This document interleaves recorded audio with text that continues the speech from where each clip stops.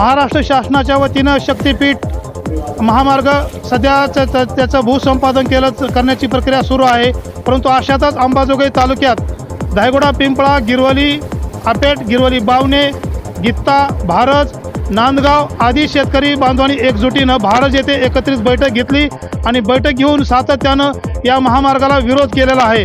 आजच्या या बैठकीला सुद्धा काँग्रेस अजय भाऊ बुरांडे हे सुद्धा उपस्थित होते। यासह अनेक गावचे सरपंच सुद्धा उपस्थित होते आणि सगळ्यांनी विरोध केला। कितीही आणीबाणी आमच्यावर लादण्याचा प्रयत्न केला असला तरी आम्ही शक्तिपीठ मार्ग होऊ देणार नाही, अशा प्रकारची भूमिका या भागातील शेतकऱ्यांनी घेतली आहे। यावर आता प्रशासन काय पुढील भूमिका घेते हे आपल्याला पाहणं गरजेचं आहे। अजय भाऊ, धायगुडा, पिंपळा, गित्ता, भारज, नांदगाव, गिरवली यासह 6 गावचे शेतकरी बांधव आज शक्तिपीठाला विरोध करण्यासाठी एकत्रित आलेले आहेत आणि आपण या बैठकीत उपस्थित आहात। नेमकं काय म्हणणं आहे आपलं?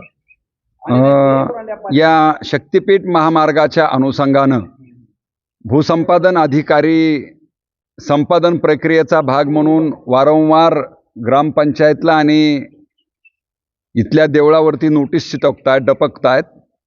व्यक्तिशः नोटीस मात्र शेतकऱ्यांना दिली जात नाही आणि नोटीस दिल्यानंतर सुद्धा मोजणीसाठीच्या प्रक्रियेला 3री वेळ त्यांनी थांबवलेला आहे। याचं कारण हे आहे की सरकार ज्या पद्धतीनं ही भूसंपादनाची प्रक्रिया राबवत आहे, यामध्ये ज्या शेतकऱ्यांची जमीन करू इच्छित आहे त्या शेतकऱ्यांना या शक्तिपीठ महामार्गाबद्दलची कुठलीही अधिकृत माहिती ही दिली जात नाही।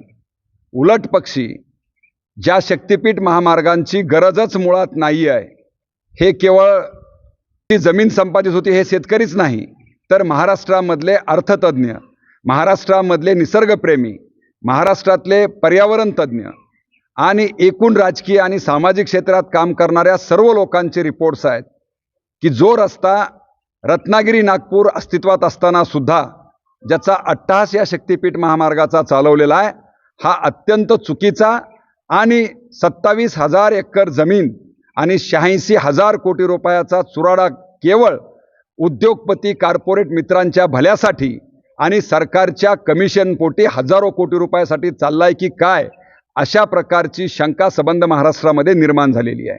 आणि शेतकरी एकजुटीचा एका जिद्द